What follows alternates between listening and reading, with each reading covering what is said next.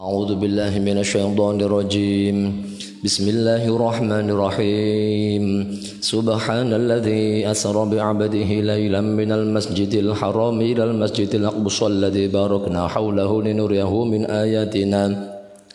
إنه هو السميع البصير. وآتينا موسى الكتاب وجعلناه هدى لبني إسرائيل ألا تتخذوا من دوني وكيلا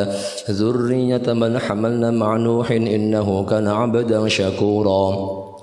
وقضينا إلى بني إسرائيل في الكتاب لا تفسدن في الأرض مرتين ولا تعلن علوا كبيرا فإذا جاء وعد أولاهما بعثنا عليكم عبادا لنا أولي بأس شديد فجاسوا خلال الديار وكان وعدا مفعولا. ثم رددنا لكم الكرة عليهم وأمددناكم بأموال وبنين وجعلناكم أكثر نفيرا. إن أحسنتم أحسنتم لأنفسكم وإن أسأتم فلها فإذا جاء وعد الآخرة ليسوءوا وجوهكم وليدخلوا المسجد كما دخلوه أول مرة وليتبروا ما علوا تتبيرا. عسى ربكم أن يرحمكم وإن عدتم عدنا وجعلنا جهنم للكافرين حصيرا. إن هذا القرآن يهدي للتي هي أقوم ويبشر المؤمنين الذين يعملون الصالحات أن لهم أجرا كبيرا وأن الذين لا يؤمنون بالآخرة أعتدنا لهم عذابا أليما. ويدعو الإنسان بالشر دعاءه بالخير وكان الإنسان عجولا. وجعلنا الليل والنهار آيتين فمحونا آية الليل وجعلنا آية النهار مبصرة لتبتغوا فضلا من ربكم ولتعلموا عدد السنين والحساب وكل شيء فصلناه تفصيلا. وكل إنسان ألزمناه طائره في عنقه ونخرج له يوم القيامة كتابا يلقوه منشورا اقرأ كتابك كفى بنفسك اليوم عليك حسيبا.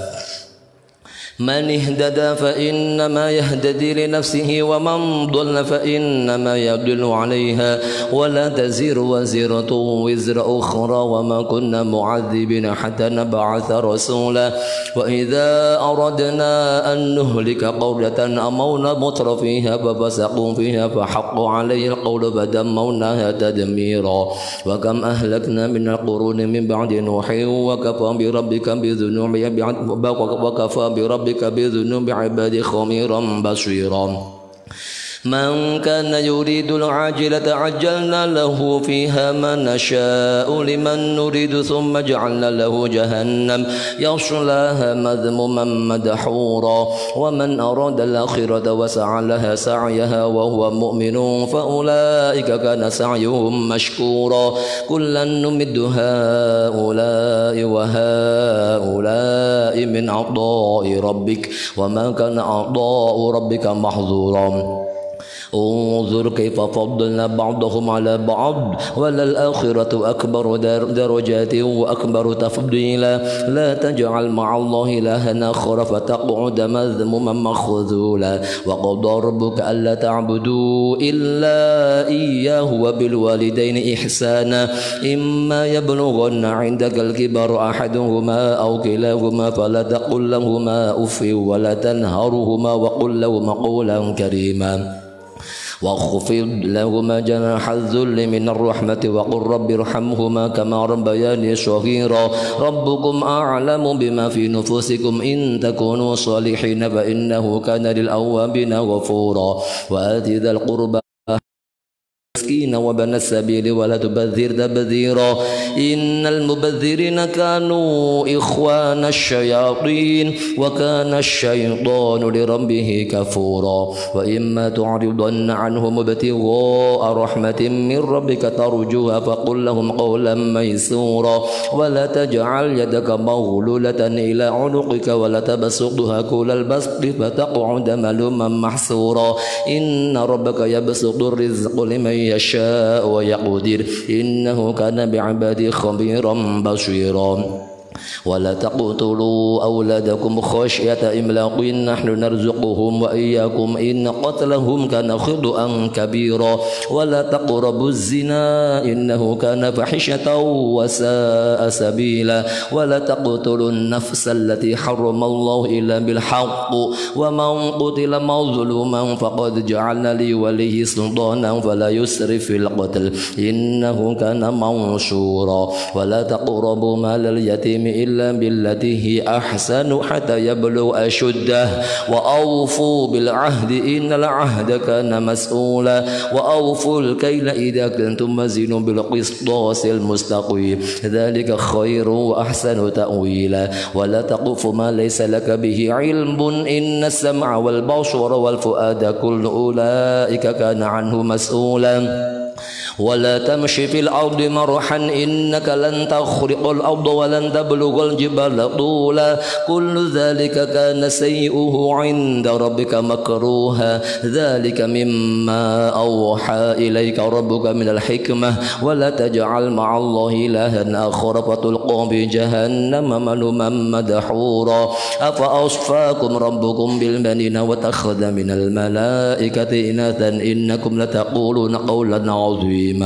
ولقد صرفنا في هذا القرآن ليذكروا وما يزيدهم إلا نفورا قل لو كان معه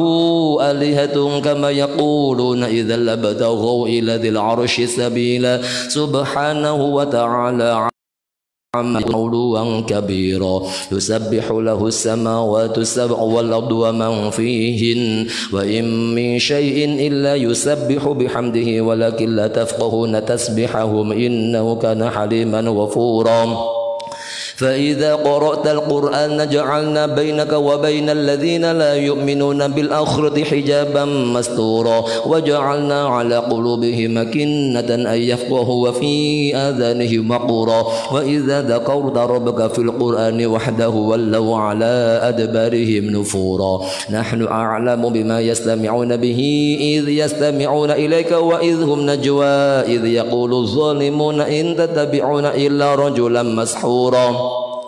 انظر كيف ضربوا لك الأمثال فضلوا فلا يستطيعون سبيلا وقالوا أئذا كنا عظاما ورفاتنا إنا لمبعوثون خلقا جديدا قل كونوا حجارة أو حديدا أو خلقا مما يكبر في صدوركم فسيقولون من يعيدنا قل الذي فطركم أول مرة فسينغضون إليك رؤوسهم ويقولون متاه قل عسى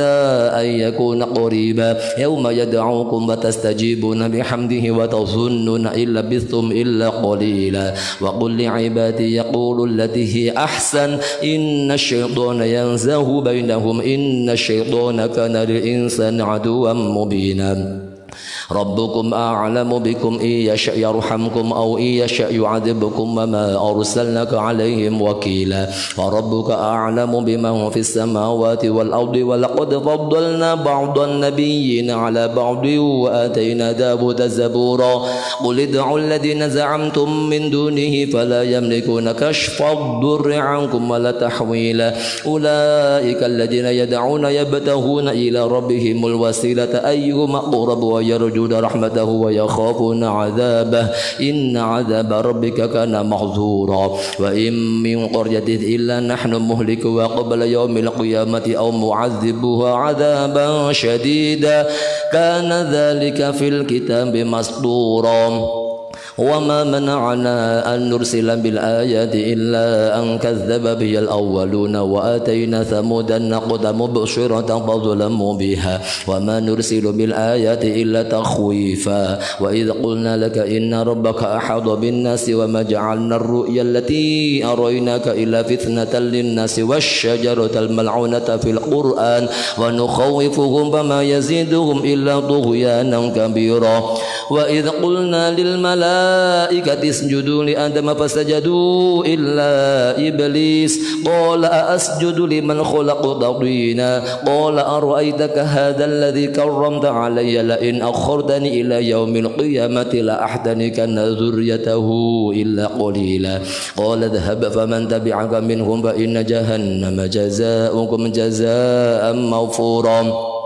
واستفزز من استطعت منهم بصوتك وأجلب عليهم بخيلك ورجلك وشاركهم في الأموال والأولاد وعدهم وما يعدهم الشيطان إلا غرورا إن عبادي ليس لك عليهم سلطان وكفى بربك وكيلا ربكم الذي يزجي لكم الفلك بالبحر لتبتغوا من فضله إنه كان بكم رحيما وإذا مسكم الضر في البحر ضل من تدعون إلا إياه فلما نجاكم إلى البر أعرضتم كان الإنسان كفورا أفأمنتم أن يخسف بكم جانب البر أو يرسل عليكم حاصبا ثم لا تجدوا لكم وكيلا أم أمنتم أن يعيدكم فيه تارة أخرى فيرسل عليكم قاصفا من الريح فيهرقكم بما كفرتم ثم لا تجدوا لكم علينا به تبيعا ولقد كرمنا بني آدم وحملناهم في البر والبحر ورزقناهم من الطيبات وفضلناهم على كثير ممن خلقنا تفضيلا يوم ندعو كل أناس بإمامهم فمن أوتي كتابه بيمينه فأولئك يقرؤون كتابهم ولا يظلمون فتيلا ومن كان في هذه أعمى فهو في الآخرة أعمى وأضل سبيلا وإن كادوا ليفتنونك عن الذي أوحينا إليك لتفتري علينا غيره وإذا لاتخذوك خليلا ولولا أن ثبتناك لقد كدت تركن إليهم شيئا قليلا إذا لذقناك ضعف الحياة وضعف الممات ثم لتجد لك علينا نصيرا وإن كادوا ليستفزونك من الأرض ليخرجوك منها وإذا لا يلبثون خلافك إلا قليلا سنة من قد أرسلنا قبلك من رسلنا ولا تجد لسنة أقم الصلاة لدلوك الشمس إلى غسق الليل وقرآن الفجر إن قرآن الفجر كان مشهودا ومن الليل فتهجد به نافلة لك عسى أن يبعثك ربك مقاما محمودا وقل رب أدخلني مدخل صدق وأخرجني مخرج صدق واجعل لي من لدنك سلطانا نصيرا وقل جاء الحق وزهق الباطل إن الباطل كان زهوقا وننزل من القرآن ما هو شفاء ورحمة للمؤمنين ولا يزيد الظالمين إلا خسارا وإذا أنعمنا على الإنسان أعرض ونأى بجانبه وإذا مسه الشر كان يئوسا قل كل يعمل على شاكلته فربكم أعلم بمن هو أهدى سبيلا ويسألونك عن الروح قل الروح من أمر ربي وما أوتيتم من العلم إلا قليلا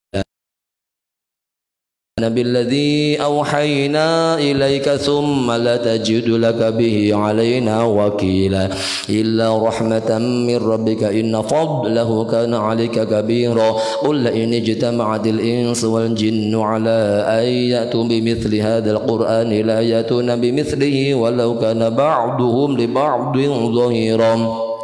ولقد صرفنا للناس في هذا القرآن من كل مثل فأبى أكثر الناس إلا كفورا وقالوا لن نؤمن لك حتى تفجر لنا من الأرض ينبوعا أو تكون لك جنة من نخيل وعنب فتفجر الأنهار خلالها تفجيرا أو تسقط السماء كما زعمت علينا كسفا أو تأتي بالله والملائكة قبيلا أو يكون لك بيت من زخرف أو ترقى في السماء ولن نؤمن لرقيك حتى تنزل علينا كتابا نقرأه قل سبحان ربي هل كنت إلا بشرا رسولا وما منع الناس أن يؤمنوا إذ جاءهم الهدى إلا أن قالوا وبعث الله بشرا رسولا قل لو كان في الأرض ملائكة يمشون مطمئنين لنزلنا عليهم من السماء ملكا رسولا قل كفى بالله شهيدا بيني وبينكم إنه كان بعبادي خبيرا بصيرا ومن يهد الله فهو المهتد ومن يضلل فلن تجد لهم أولياء من دونه ونحشرهم يوم القيامة على وجوههم عميا وبكما وصما مأواهم جهنم كلما خبت زدناهم سعيرا ذلك جزاؤهم بأنهم كفروا بآياتنا وقالوا أئذا كنا عظاما ورفاتا إنا لمبعوثون خلقا جديدا أولم يروا أن الله الذي خلق السماوات والأرض قادر على أن يخلق مثلهم وجعل لهم أجلا لا ريب فيه فأبى الظالمون إلا كفورا قل لو أنتم تملكون خزائن رحمة ربي إذا لأمسكتم خشية الإنفاق وكان الإنسان قتورا ولقد آتينا موسى 9 آيات بينات فاسأل بني إسرائيل إذ جاءهم قال له فرعون إني لأظنك يا موسى مسحورا قال لقد علمت ما أنزل هؤلاء إلا رب السماوات والأرض بصائر وإني لأظنك يا فرعون مسبورا فأراد أن يستفزهم من الأرض فأورقنا ومن معه جميعا وقلنا من بعده لبني إسرائيل اسكنوا الأرض فإذا جاء وعد الآخرة جئنا بكم لفيفا وبالحق أنزلنا وبالحق نزل وما أرسلناك إلا مبشرا ونذيرا وقرآنا فرقناه لتقرأه على الناس على مكث ونزلناه تنزيلا قل آمنوا به أو لا تؤمنوا إن الذين أوتوا العلم من قبله إذا يتلى عليهم يخرون للأذقان سجدا ويقولون سبحان ربنا إن كان وعد ربنا لمفعولا ويخرون للأذقان يبكون ويزيدهم خشوعا سبحان الله والحمد لله ولا إله إلا الله والله أكبر سبحان الله والحمد لله ولا إله إلا الله والله أكبر سبحان الله والحمد لله ولا إله إلا الله والله أكبر ولا حول ولا قوة إلا بالله العلي العظيم قل ادعوا الله وادعوا الرحمن أيما تدعوا فله الأسماء الحسنى ولا تجهر بصلاتك ولا تخافت بها وابتغ بين ذلك سبيلا وقل الحمد لله الذي لم يتخذ ولدا ولم يكن له شريك في الملك ولم يكن له ولي من الذل وكبره تكبيرا الله أكبر بسم الله الرحمن الرحيم الحمد لله الذي أنزل على عبده الكتاب ولم يجعل له عوجا قيما لينذر بأسا شديدا من لدنه ويبشر المؤمنين الذين يعملون الصالحات أن لهم أجرا حسنا ماكثين فيه أبدا وينذر الذين قالوا اتخذ الله ولدا ما لهم به من علم ولا لآبائهم كبرت كلمة تخرج من أفواههم إن يقولون إلا كذبا فلعلك باخئ نفسك على آثارهم إن لم يؤمنوا بهذا الحديث أسفا إن جعلنا ما على الأرض زينة لها لنبلوهم أيهم أحسن عملا وإنا لجاعلون ما عليها صعيدا جرزا أم حسبت أن أصحاب الكهف والرقيم كانوا من آياتنا عجبا إذ أوى الفتية إلى الكهف فقالوا ربنا آتنا من لدنك رحمة وهيئ لنا من أمرنا رشدا فضربنا على آذانهم في الكهف سنين عددا ثم بعثناهم لنعلم أي الحزبين أحصى لما لبثوا أمدا نحن نقص عليك نبأهم بالحق إنهم فتية آمنوا بربهم وزدناهم هدى وربطنا على قلوبهم إذ قاموا فقالوا ربنا رب السماوات والأرض لن ندعو من دونه إلها لقد قلنا إذا شططا هؤلاء قوم اتخذوا من دونه آلهة لولا يأتون عليهم بسلطان بين فمن أظلم ممن افترى على الله كذبا وإذ اعتزلتموهم وما يعبدون إلا الله فأووا إلى الكهف ينشر لكم ربكم من رحمته ويهيئ لكم من أمركم مرفقا وترى الشمس إذا طلعت تزاور عن كهفهم ذات اليمين وإذا غربت تقرضهم ذات الشمال وهم في فجوة منه ذلك من آيات الله من يهدي الله فهو المهتد ومن يضلل فلن تجد له وليا مرشدا وتحسبهم يقظا وهم رقود ونقلبهم ذات اليمين وذات الشمال وكلبهم باسط ذراعه بالوصيد لو اطلعت عليهم لوليت منهم فرارا ولملئت منهم رعبا وكذلك بعثناهم ليتساءلوا بينهم قال قائل منهم كم لبثتم قالوا لبثنا يوما بعض يوم قالوا ربكم أعلم بما لبثتم فبعثوا أحدكم بورقكم هذه إلى المدينة المدينة فلينظر أيها أزكى طعاما فليأتكم برزق منه وليتلطف ولا يشعرن بكم أحدا إنهم إن يظهروا عليكم يرجوكم أو يعيدكم في ملتهم ولن تفلحوا إذا أبدا وكذلك أعثرنا عليهم ليعلموا أن وعد الله حق وأن الساعة لا ريب فيها إذ يتنازعون بينهم أمرهم وقالوا بنوا عليهم بنيانا ربهم أعلم بهم قال الذين غلبوا على أمرهم لنتخذن عليهم مسجدا سيقولون ثلاثة رابعهم كلبهم ويقولون خمسة سادسهم كلبهم رجما بالغيب ويقولون سبعة وثامنهم كلبهم قل ربي أعلم بعدتهم ما يعلمهم إلا قليل فلا تمار فيهم إلا مراء ظاهرا ولا تستفت فيهم منهم أحدا ولا تقولن لشيء إني فاعل ذلك غدا إلا أن يشاء الله واذكر ربك إذا نسيت وقل عسى أن يهديني ربي لأقرب من هذا رشدا فلبثوا في كهفهم 300 سنين وازدادوا 9 قل الله أعلم بما لبثوا له غيب السماوات والأرض أبصر به وأسمع ما لهم من دونه من ولي ولا يشرك في حكمه أحدا واتل ما أوحي إليك من كتاب ربك لا مبدل لكلماته من دونه ملتحدا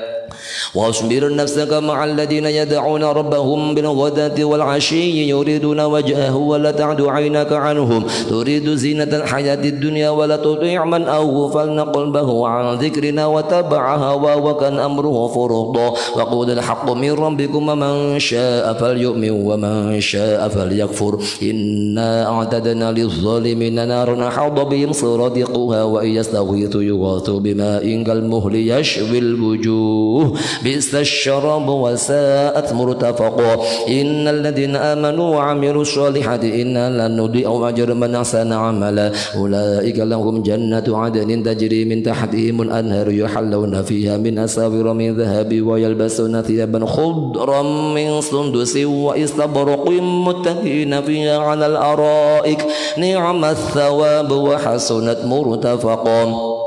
واضرب لهم مثل الرجلين جعلنا لأحدهما جنتين من أعناب وحففناهما بنخل وجعلنا بينهما زرعا كلتا الجنتين آتت أكلها ولم تظلم منه شيئا وفجرنا خلالهما نهرا وكان له ثمر فقال لصاحبه وهو يحاوره أنا أكثر منك مالا وأعز نفرا ودخل جنته وهو ظالم لنفسه قال ما أظن أن تبيد هذه أبدا وما أظن الساعة قائمة ولئن رددت إلى ربي لأجدن خيرا منها منقلبا قال له صاحبه وهو يحاوره أكفرت بالذي خلقك من تراب ثم من نطفة ثم سواك رجلا لكن هو الله ربي ولا أشرك به أحدا ولولا إذ دخلت جنتك قلت ما شاء الله لا قوة إلا بالله إن تروني أنا أقل منك مالا وولدا فعسى ربي أن يؤتيني خيرا من جنتك ويرسل علي حسبانا من السماء فتصبح صعيدا زلقا أو يصبح ماؤه غورا ولن تستطيع له طلبا وأحيط بثمره فأصبح يقلب كفيه على ما أنفق فيها وهي خاوية على عروشها ويقول يا ليتني لم أشرك بربي أحدا ولم تكن له فئة ينصرونه من دون الله وما كان منتصرا هنالك الولاية لله الحق هو خير ثوابا وخير عقبا واضرب لهم مثل الحياة الدنيا كماء إن أنزلناه من السماء فاختلط به نبات الأرض فأصبح هشيما تذروه الرياح وكان الله على كل شيء مقتدرا المال والبنون زينة الحياة الدنيا والباقيات الصالحات خير عند ربك ثوابا وخير أملا ويوم نسير الجبال وترى الأرض بارزة وحشوناهم فلم نغادر منهم أحدا وعرضوا على ربك صفا لقد جئتمونا كما خلقناكم أول مرة بل زعمتم أن لن نجعل لكم موعدا ووضع الكتاب فترى المجرمين مشفقين مما فيه ويقولون يا ويلتنا ما لهذا الكتاب لا يغادر صغيرة ولا كبيرة إلا أحصاها ووجدوا ما عملوا حاضرا ولا يظلم ربك أحدا وإذ قلنا للملائكة اسجدوا لآدم فسجدوا إلا إبليس كان من الجن ففسق عن أمر ربه أفتتخذونه وذريته أولياء من دوني وهم لكم عدو بئس للظالمين بدلا ما أشهدتهم خلق السماوات والأرض ولا خلق أنفسهم وما كنت متخذ المضلين عددا ويوم يقول نادوا شركائي الذين زعمتم فدعوهم فلم يستجيبوا لهم وجعل بينهم موبقا المجرمون النار فظنوا أنهم مواقعوها ولم يجدوا عنها مصرفا ولقد صرفنا في هذا القرآن للناس من كل مثل وكان الإنسان أكثر شيء جدلا وما منع الناس أن يؤمنوا إذ جاءهم الهدى إلا أن قالوا وما منع الناس أن يؤمنوا إذ جاءهم الهدى ويستغفروا ربهم إلا أن تأتيهم سنة الأولين أو يأتيهم العذاب قبلا وما نرسل المرسلين إلى مبشرين ومنذرين فيجادل الذين كفروا بالباطل ليدحضوا بالقوة وما أنذروا هزوا ومن أظلم ممن ذكر بآيات ربه فأعرض عنه ونسي ما قدمت يداه إنا جعلنا على قلوبهم أكنة أن يفقهوا وفي آذانهم وقرا وإن تدعوهم إلى الهدى فلن يهتدوا إذا أبدا وربك الغفور ذو الرحمة لا يؤاخذهم بما كسبوا لعجل لهم العذاب بل لهم موعد لن يجدوا من دونه فتلك القرى أهلكناهم لما ظلموا وجعلنا لمهلكهم موعدا وإذ قال موسى لفتاه لا أبرح حتى أبلغ مجمع البحرين أو أمضي حقبا فلما بلغ مجمع بينهما نسي حوتهما فاتخذ سبيله في البحر سربا فلما جاوز قال لفتاه آتنا غداءنا لقد لقينا من سفرنا هذا نصبا قال أرأيت إذ أوينا إلى الصخرة فإني نسيت الحوت وما أنسانيه إلى الشيطان أذكره واتخذ سبيله في البحر عجبا قال ذلك ما كنا نبغي فارتدا على آثارهما قصصا فوجد عبدا من عبادنا آتيناه رحمة من عندنا وعلمناه من لدنا علما قال له موسى هل أتبعك على أن تعلمني مما علمت رشدا قال إنك لن تستطيع معي صبرا وكيف تصبر على ما لم تحط به خبرا قال ستجدني إن شاء الله صابرا ولا أعصي لك أمرا قال فإن اتبعتني فلا تسألني عن شيء حتى أحدث لك منه ذكرا فانطلقا حتى إذا ركبا في السفينة خرقوا قال أخرقتها لتغرق أهلها لقد جئت شيئا إمرا قال ألم قل إنك لن تستطيع معي صبرا قال لا تؤاخذني بما نسيت ولا ترهقني من أمري عسرا فانطلقوا حتى إذا لقيا غلاما فقتله قال أقتلت نفسا زكية بغير نفس لقد جئت شيئا نكرا. أعوذ بالله من الشيطان الرجيم. بسم الله الرحمن الرحيم. قال ألم أقل لك إنك لن تستطيع معي صبرا قال إن سألتك عن شيء بعدها فلا تصاحبني قد بلغت من لدني. فانطلقا حتى إذا أتيا أهلها فأبوا أن يضيفوهما فوجدا فيها جدارا يريد أن ينقض فأقامه قال لو شئت لاتخذت عليه أجرا قال هذا فراق بيني وبينك سأنبئك بتأويل ما لم تستطع عليه صبرا أما السفينة فكانت لمساكين يعملون في البحر فأردت أن أعيبها وكان وراءهم ملك يأخذ كل سفينة غصبا وأما الغلام فكان أبواه مؤمنين فخشينا أن يرهقهما طغيانا وكفرا فأردنا أن يبدلهما ربهما خيرا منه زكاة وأقرب رحما وأما الجدار فكان لغلامين يتيمين في المدينة وكان تحته كنز لهما وكان أبوهما صالحا فأراد ربك أن يبلغا أشدهما ويستخرجا كنزهما رحمة من ربك وما فعلته عن أمري ذلك تأويل ما لم تستطع عليه صبرا ويسألونك عن ذي القرنين قل سأتلو عليكم منه ذكرا إنا مكنا له في الأرض وآتيناه من كل شيء سببا فأتبع سببا حتى إذا بلغ مغرب الشمس وجدها تغرب في عين حمئة ووجد عندها قوما قلنا يا ذا القرنين إما أن تعذب وإما أن تتخذ فيهم حسنا قال أما من ظلم فسوف نعذبه ثم يرد إلى ربه فيعذبه عذابا نكرا وأما من آمن وعمل صالحا فله جزاء الحسنى وسنقول له من أمرنا يسرا ثم أتبع سببا حتى إذا بلغ ما طلع الشمس وجدها تطلع على قوم لم نجعل لهم من دونها سترا كذلك وقد أحاطنا بما لديه خبرا ثم أتبع سببا حتى إذا بلغ بين السدين وجد من دونهما قوما لا يكادون يفقهون قولا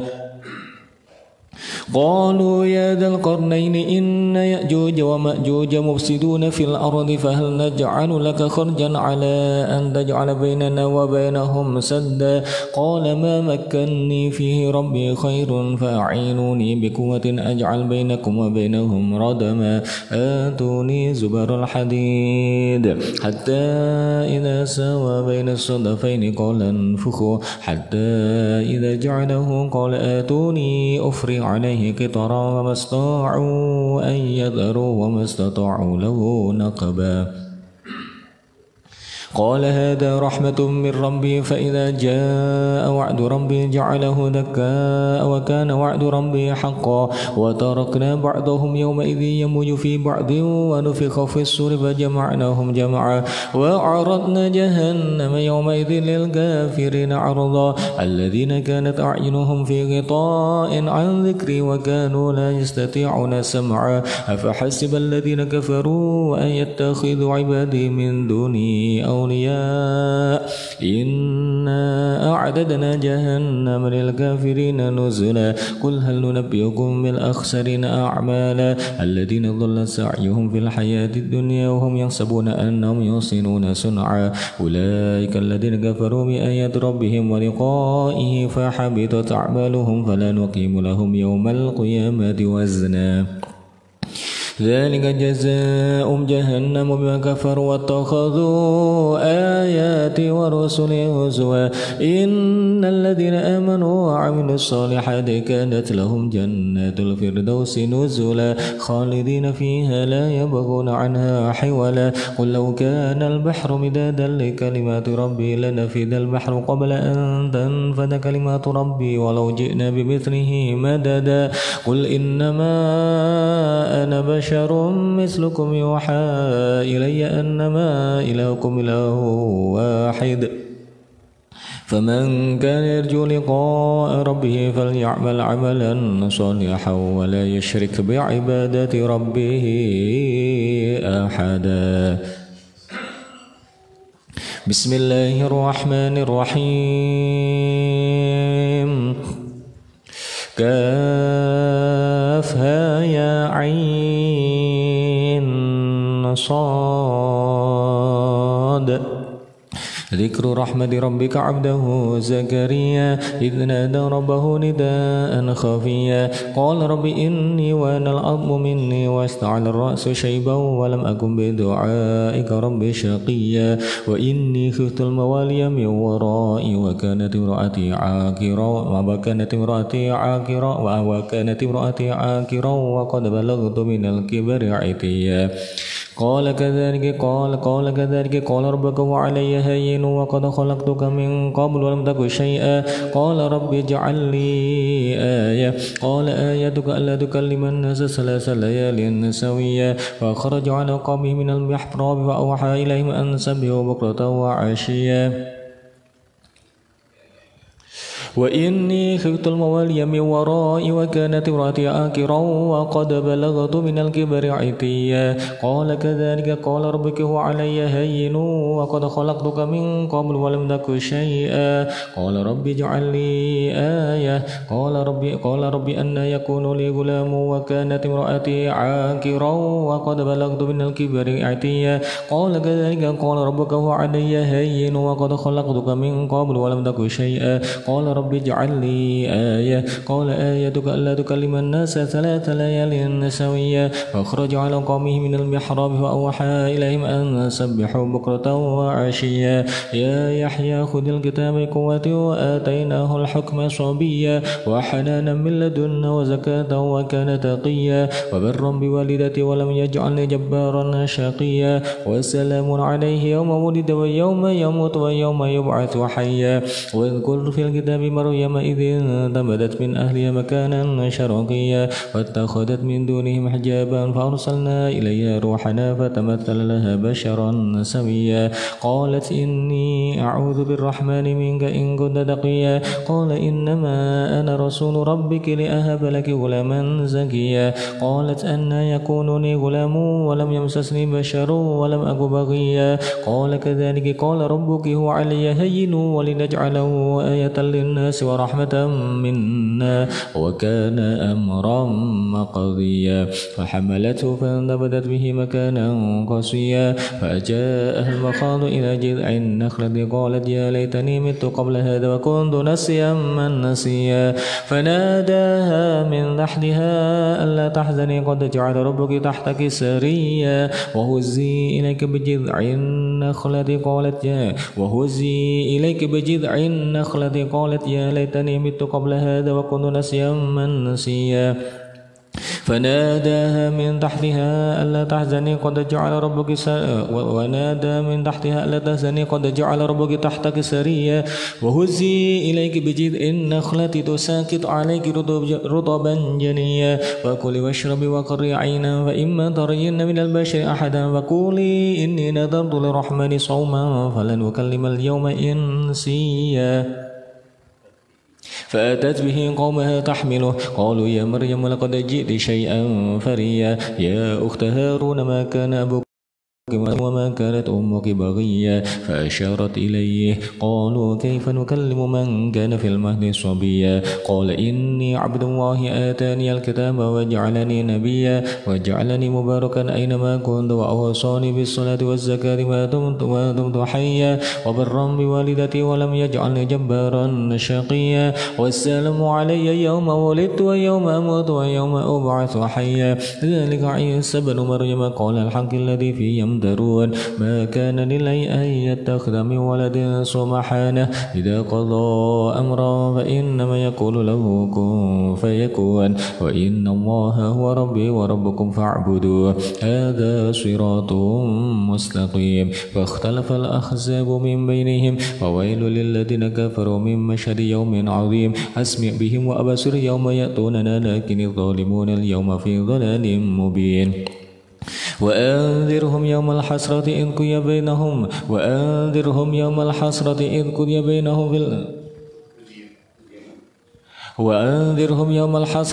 الأمر بينهم وإنهم لفي وأنذرهم يوم الحسرة إذ قضي الأمر بينهم وهم في غفلة وهم لا يؤمنون إنا نحن نرث الأرض ومن عليها وإلينا يرجعون واذكر في الكتاب إبراهيم إنه كان صديقا نبيا إذ قال لأبيه يا أبت لم تعبد ما لا يسمع ولا يبصر ولا يغني عنك شيئا يا أبت إني قد جاءني من العلم ما لم يأتك فاتبعني أهدك صراطا سويا يا أبت لا تعبد الشيطان إن الشيطان كان للرحمن عصيا يا أبت إني أخاف أن يمسك عذاب من الرحمن فتكون للشيطان وليا قال أراغب أنت عن آلهتي يا إبراهيم لئن لم تنته لأرجمنك واهجرني مليا قال سلام عليك سأستغفر لك ربي إنه كان بي حفيا وأعتزلكم وما تدعون من دون الله وأدعو ربي عسى ألا أكون بدعاء ربي شقيا وإني خفت الموالي فلما اعتزلهم ما يعبدون من دون الله وهبنا له إسحاق ويعقوب وكلا جعلنا نبيا ووهبنا له من رحمتنا وجعلنا لهم لسان صدق عليا واذكر في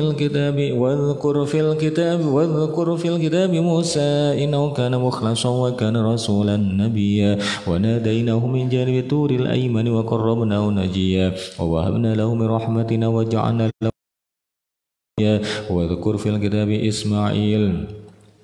ووهبنا له برحمتنا أخاه هارون نبيا واذكر في الكتاب إسماعيل إنه كان صادق الوعد وكان رسولا نبيا وكان يأمر أهله بالصلاة والزكاة وكان عند ربه مرضيا واذكر في الكتاب إدريس إنه كان صديقا نبيا ورفعناه مكانا عليا أولئك الذين أنعم الله عليهم من النبيين من ذرية آدم وممن حملنا مع نوح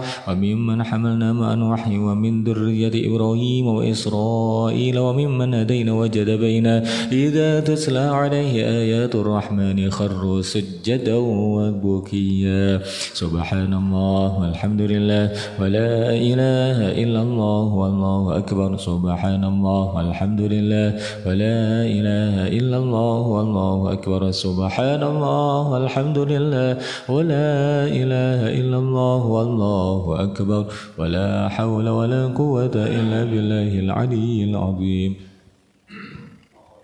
فخلف من بعدهم خلف أضاعوا الصلاة واتبعوا الشهوات فسوف يلقون غيا إلا من تاب وآمن وعمل صالحا فأولئك يدخلون الجنة ولا يظلمون شيئا جنات عدن التي وعد الرحمن عباده بالغيب إنه كان وعده مأتيا لا يسمعون فيها لغوا إلا سلاما ولهم رزق فيها بكرة وعشيا تلك الجنة التي نورث من عبادنا من كان تقيا وما نتنزل إلا بأمر ربك له ما بين أيدينا وما خلفنا وما بين ذلك وما كان ربك نسيا رب السماوات والأرض وما بينهما فاعبده واصطبر لعبادته هل تعلم له سميا ويقول الإنسان أئذا ما مت سوف أخرج حيا أولا يذكر الإنسان أنا خلقناه من قبل ولم يك شيئا فوربك لنحشرنهم والشياطين ثم لنحضرنهم حول جهنم جثيا ثم لننزعن من كل شيعة أيهم أشد على الرحمن عتيا ثم لنحن أعلم بالذين هم أولى بها صليا وإن منكم إلا واردها كان على ربك حتما مقضيا ثم ننجي الذين اتقوا ونذر الظالمين فيها جثيا وإذا تتلى عليهم آياتنا بينات قال الذين كفروا للذين آمنوا أي الفريقين خير مقاما وأحسن نديا وكم أهلكنا قبلهم من قرن هل تحس منهم من أحد وكم أهلكنا قبلهم من قرن هم أحسن أثاثا ورئيا قل من كان في الضلالة فليمدد له الرحمن مدا حتى إذا رأوا ما يوعدون إما العذاب وإما الساعة فسيعلمون من هو شر مكانا وأضعف جندا ويزيد الله الذين اهتدوا هدى والباقيات الصالحات خير عند ربك ثوابا وخير مردا أفرأيت الذي كفر بآياتنا وقال لأوتين مالا وولدا أطلع الغيب أم اتخذ عند الرحمن عهدا كلا سنكتب ما يقول ونمد له من العذاب مدا ونرثه ما يقول ويأتينا فردا واتخذوا من دون الله آلهة ليكونوا لهم عزا كلا سيكفرون بعبادتهم ويكونون عليهم ضدا ألم تر أنا أرسل الشياطين على الكافرين تؤزهم أزا فلا تعجل عليهم إنما نعد لهم عدا يوم نحشر المتقين إلى الرحمن وفدا ونسوق المجرمين إلى جهنم وردا لا يملكون الشفاعة إلا من اتخذ عند الرحمن عهدا لقد جئتم شيئا إدا تكاد السماوات يتفطرن منه وتنشق الأرض وتخر الجبال هدا وقالوا اتخذ الرحمن ولدا لقد جئتم شيئا إدا تكاد السماوات يتفطرن منه وتنشق الأرض وتخر الجبال هدا أن دعوا للرحمن ولدا وما ينبغي للرحمن أن يتخذ ولدا إن كل من في السماوات والأرض إلا آتي الرحمن عبدا لقد أحصاهم وعدهم عدا وكلهم آتيه يوم القيامة فردا إن الذين آمنوا وعملوا الصالحات سيجعل لهم الرحمن ودا فإنما يسرناه بلسانك لتبشر به المتقين وتنذر به قوما لدا وكم أهلكنا قبلهم من قرن هل تحس منهم من أحد أو تسمع لهم ركزا بسم الله الرحمن الرحيم طه ما أنزلنا عليك القرآن لتشقى إلا تذكرة لمن يخشى تنزيلا ممن خلق الأرض والسماوات العلى الرحمن على العرش استوى له ما في السماوات وما بينهما وما تحت الثرى وإن تجهر بالقول فإنه يعلم السر وأخفى الله لا إله إلا هو له الأسماء الحسنى وهل أتاك حديث موسى إذ رأى نارا فقال لأهلهم كثوا إني آنست نارا سآتيكم منها بقبس أو أجد على النار هدى فلما أتى نودي يا موسى إني أنا ربك فاخلع نعليك إنك بالوادي المقدس طوى وأنا اخترتك فاستمع لما يوحى إنني أنا الله لا إله إلا أنا فاعبدني وأقم الصلاة لذكري إن الساعة آتية أكاد أخفيها لتجزى كل نفس بما تسعى فلا يصدنك عنها من لا يؤمن بها واتبع هواه فتردى وما تلك بيمينك يا موسى قال هي عصاي أتوكأ عليها وأهش بها على غنمي فيها مآرب أخرى قال ألقها يا موسى فألقاها فإذا هي حية تسعى قال خذها ولا تخف سنعيدها سيرتها الأولى واضمم يدك إلى جناحك تخرج بيضاء من غير سوء آية أخرى لنريك من آياتنا الكبرى اذهب إلى فرعون إنه طغى قال رب اشرح لي صدري ويسر لي أمري واحلل عقدة من لساني يفقه قولي واجعل لي وزيرا من أهلي هارون أخي اشدد به أزري وأشرك في أمري كي نسبحك كثيرا ونذكرك كثيرا إنك كنت بنا بصيرا قال قد أوتيت سؤلك يا موسى ولقد مننا عليك مرة أخرى إذ أوحينا إلى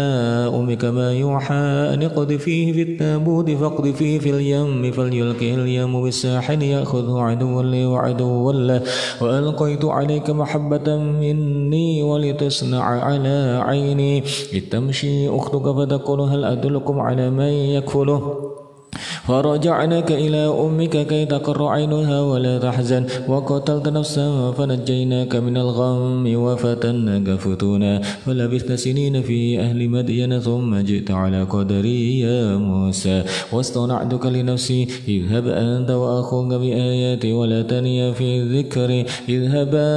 إلى فرعون إنه طغى فقولا له قولا لينا لعله يتذكر أو يخشى قال ربنا إننا نخاف أن يفرط علينا أو أن يطغى قال لا تخافا إنني معكما أسمع وأرى فأتياه فقولا إن رسول ربك فأرسل معنا بني إسرائيل ولا تعذبهم قد جئناك بآية من ربك والسلام على من اتبع الهدى إنا قد أوحي إلينا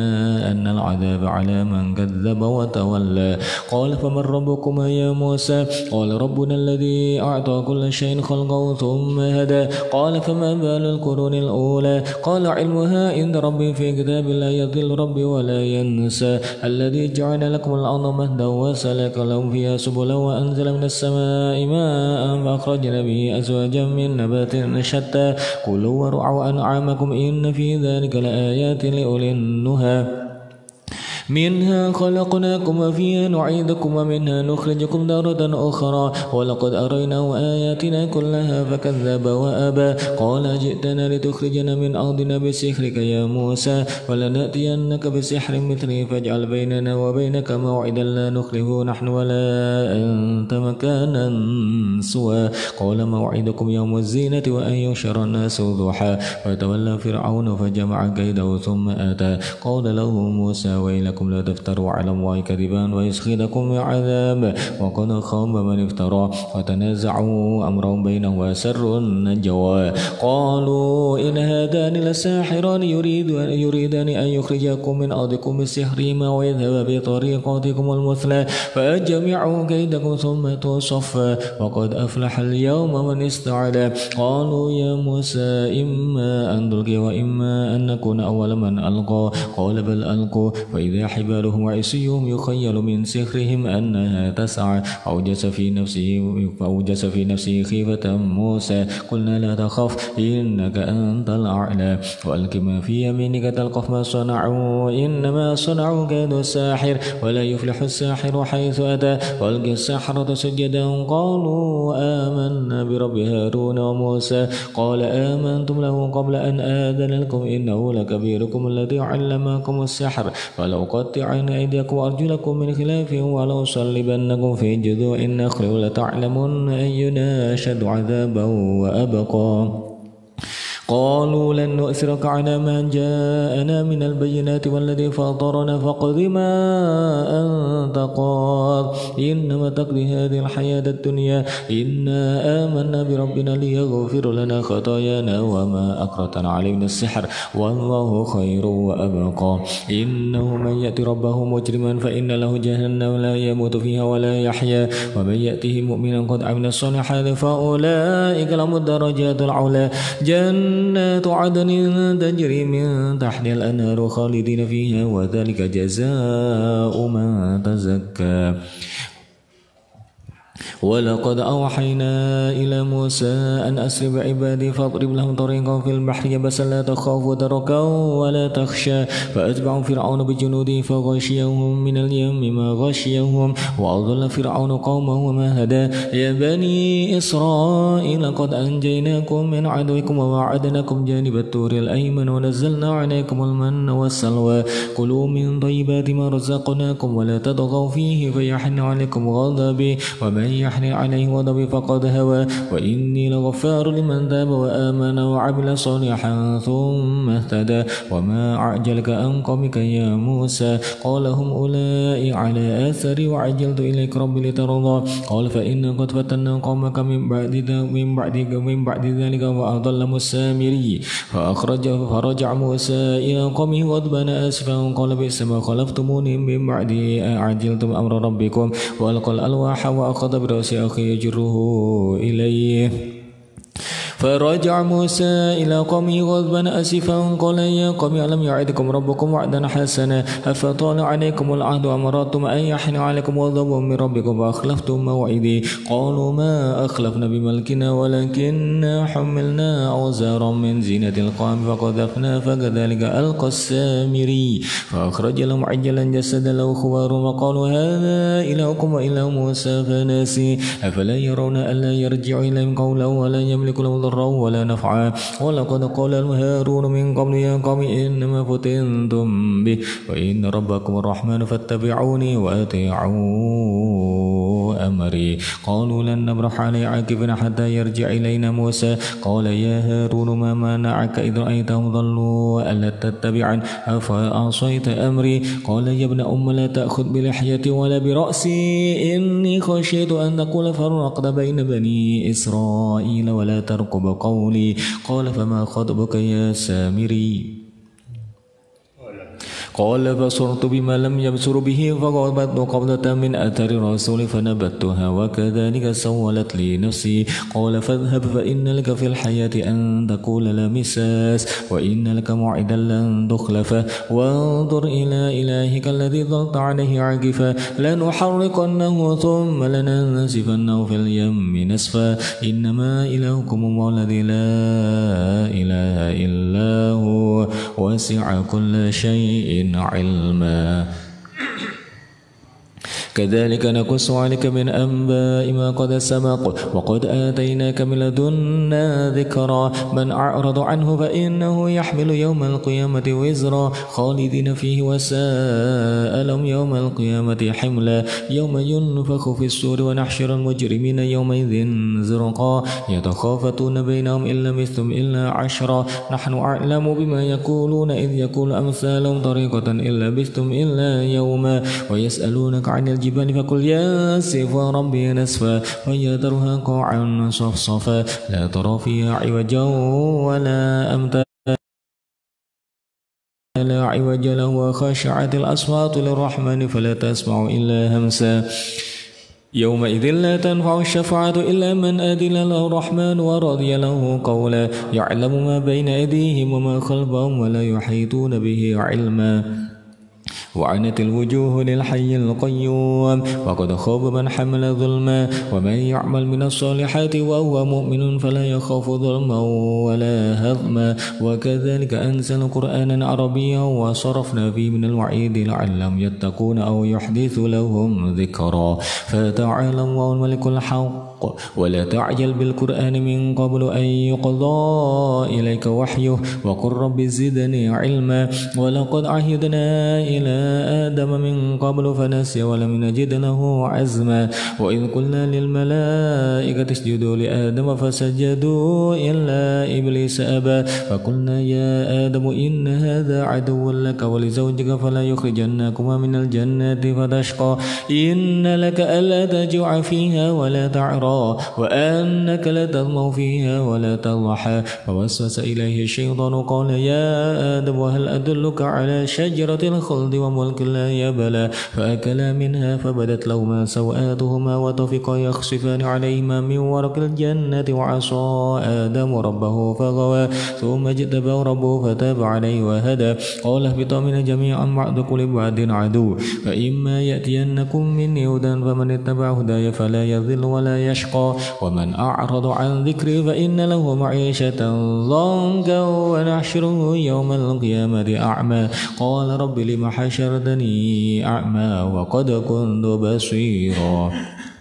قال كذلك أتتك آياتنا فنسيتها وكذلك يوم تنسى وكذلك نجزي من أسرف ولم يؤمن بآيات ربه والعذاب الآخرة أشد وأبقى أفلم يهد لهم كم أهلكنا قبلهم من القرون يمشون في مساكنهم إن في ذلك لآيات لأولي النهى ولولا كلمة سبقت من ربك لكان لزاما وأجل مسمى واصبر على ما يقولون وسبح بحمد ربك قبل طلوع الشمس وقبل غروبها ومن آناء الليل فسبح وأطراف النهار لعلك ترضى ولا تمدن عينيك إلى ما متعنا به أزواجا منهم زهرة الحياة الدنيا لنفتنهم فيه ورزق ربك خير وأبقى وأمر أهلك بالصلاة واصطبر عليها لا نسألك رزقا نحن نرزقك والعاقبة للتقوى وقالوا لولا يأتينا بآية من ربه أولم تأتيهم بينة ما في الصحف الأولى ولو أن أهلكناهم بعذاب من قبل لقالوا ربنا لولا أرسلت إلينا رسولا فنتبع آياتك من قبل أن نذل ونخزى قل كل متربص فتربصوا فستعلمون من أصحاب الصراط السوي ومن اهتدى أعوذ بالله من الشيطان الرجيم بسم الله الرحمن الرحيم اقترب للناس حسابهم وهم في غفلة معرضون ما يأتيهم من ذكر من ربهم محدث إلا استمعوه وهم يلعبون لاهية قلوبهم وأسروا النجوى الذين ظلموا هل هذا إلا بشر مثلكم أفتأتون السحر وأنتم تبصرون قال ربي يعلم القول في السماء والأرض وهو السميع العليم قالوا أضغاث أحلام وما قالوا أضغاث أحلام بل افتروه بل هو شاعر فليأتنا بآية كما أرسل الأولون ما آمنت قبلهم من قرية أهلكناها أفهم يؤمنون وما أرسلنا قبلك إلا رجالا نوحي إليهم فاسألوا أهل الذكر إن كنتم لا تعلمون وما جعلناهم جسدا لا يأكلون الطعام وما كانوا خالدين ثم صدقناهم الوعد فأنجيناهم ومن نشاء وأهلكنا المسرفين لقد أنزلنا إليكم كتابا فيه ذكركم أفلا تعقلون وكم قصمنا من قرية كانت ظالمة وأنشأنا بعدها قوما آخرين فلما أحسوا بأسنا إذا هم منها يركضون لا تركضوا وارجعوا إلى ما أترفتم فيه ومساكنكم لعلكم تسألون قالوا يا ويلنا إنا كنا ظالمين فما زالت تلك دعواهم حتى جعلناهم حصيدا خامدين وما خلقنا السماء والأرض وما بينهما لاعبين لو أردنا أن نتخذ لهوا لاتخذناه من لدنا إن كنا فاعلين بل نقذف بالحق على الباطل فيدمغه فإذا هو زاهق ولكم الويل مما تصفون وله من في السماوات والأرض ومن عنده لا يستكبرون عن عبادته ولا يستحسرون يسبحون الليل والنهار لا يفترون أم اتخذوا آلهة من الأرض هم ينشرون لو كان فيهما آلهة إلا الله لا فسدتا فسبحان الله رب العرش عما يصفون لا يسأل عما يفعل وهم يسألون أم اتخذوا من دونه آلهة قل هاتوا برهانكم هذا ذكر من معي وذكر من قبلي أكثرهم لا يعلمون الحق فهم معرضون وما أرسلنا من قبلك من رسول إلا نوحي إليه أنه لا إله إلا أنا فاعبدون وقالوا اتخذ الرحمن ولدا سبحانه بل عباد مكرمون لا يسبقونه بالقول وهم بأمره يعملون يعلم ما بين أيديهم وما خلفهم ولا يشفعون إلا لمن ارتضى وهم من خشيته مشفقون ومن يقل منهم إني إله من دونه فذلك نجزيه جهنم كذلك نجزي الظالمين أولم يرى الذين كفروا أن السماوات والأرض كانتا رتقا ففتقناهما وجعلنا من الماء كل شيء حي أفلا يؤمنون وجعلنا في الأرض رواسي أن تميد بهم وجعلنا فيها فجاجا سبلا لعلهم يهتدون وجعلنا السماء سقفا محفوظا وهم عن آياتها معرضون وهو الذي خلق الليل والنهار والشمس والقمر كل في فلك يسبحون وما جعلنا لبشر من قبلك الخلد أفإن مت فهم الخالدون كل نفس ذائقة الموت ونبلوكم بالشر والخير فتنة وإلينا ترجعون